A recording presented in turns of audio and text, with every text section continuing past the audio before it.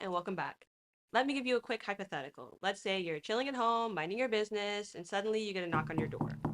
You're not expecting any guests, and you live alone, so out of curiosity, you check your window only to notice an all too familiar pair of red and blue flashing lights and a slightly intimidating uniform at your front door. Take a minute to think about how you respond and what you do in this traumatizing situation. While this is just a hypothetical, this is an example of how parents are taken away from their children, brothers from their sisters, and loved ones from their community. Hi, I'm Skylar, and welcome back to Decriminalize Poverty Explained. Today we'll be discussing our local carceral system, its discrepancies, and the ways to best advocate for a loved one who's inside.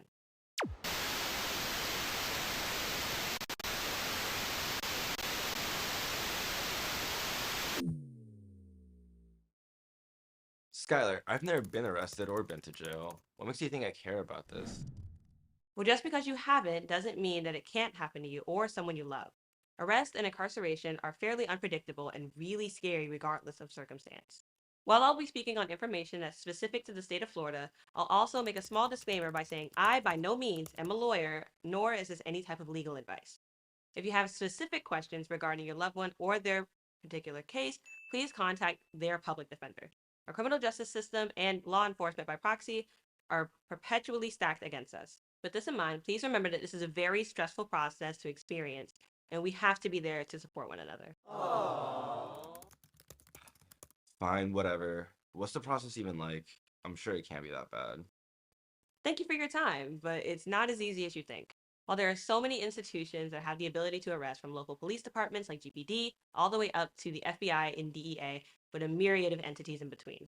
Upon arrival, your loved one will begin the booking process, where they'll undergo strip searches, fingerprints, information gathering about them and the charges, and a medical analysis to make sure there aren't any immediate health risks. Well, that doesn't sound too bad. We aren't done yet. Usually within the same 24-hour span, they'll be brought to first appearance, which is the first hearing in front of a judge where they'll go over the information of the case, discuss probable cause, and set or deny bond.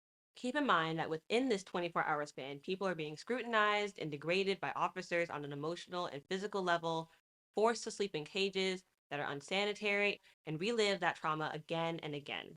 They aren't treated as people, but as animals or dangerous to society that need to be detained and locked away to never see their families or loved ones again, to never see their home again.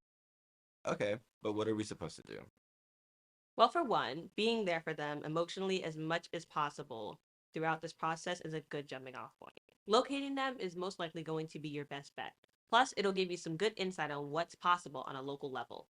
To start the inmate search, look up the website of your local jail and you can search either by their full name or date of birth and their inmate number if you know. You may also need to check other local jails just in case they aren't arrested locally. Following that comes contact, and you may do this in a couple different ways. A few of your options are going to be by physical letter, through commissary, or by phone. I'd say look into the one that best fits your needs and best form of communication, as the regulations put in place for these things can be really complicated. For instance, phone calls in Alachua County are free, but they're only 15 minutes apiece. They're also only outgoing, so you won't be able to make calls individually to your loved one. So keep in mind the number that they call you from.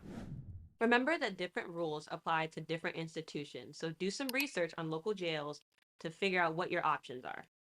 For medical attention, physical or mental, your loved one will have to request and fill out a form called a sick call from the officer watching over their pod. This is where you come in. You can regularly make calls to the jail itself as well as WellPath, a private medical company that facilitates all health-related issues in the jail to advocate for your loved one for them to seek any sort of medication or physical ailments your loved one may be suffering from. As commissary, your loved one will only receive a 60% cut of whatever you're able to deposit to them, but you can get around this by using a website called carepack.com. With CarePack, you can put together a package of food and hygiene products for your loved one. The money you spend goes to the CarePack company. None of it goes to the jail. You can send a care pack to your loved one once a week as a form of regular contact. There's literally so much more detail I could give you, but my last piece of advice is simply to always, always, always reach out for help and ask any questions you may have to your local community. Sometimes just having a hand to hold through this process can give you the strength to keep fighting. I'll also leave some links to local nonprofits and resources in the description for additional information. I never knew there could be so much help from the outside. Maybe it is worth advocating for. And that's all the time I have for today. Thank you for being here. And before you go, please follow all of our social medias at Community Spring and visit our website, csgmv.org/decrim, to learn more about decriminalized poverty and to stay updated on future events. I'm Skylar, and I'll see y'all next time. Bye!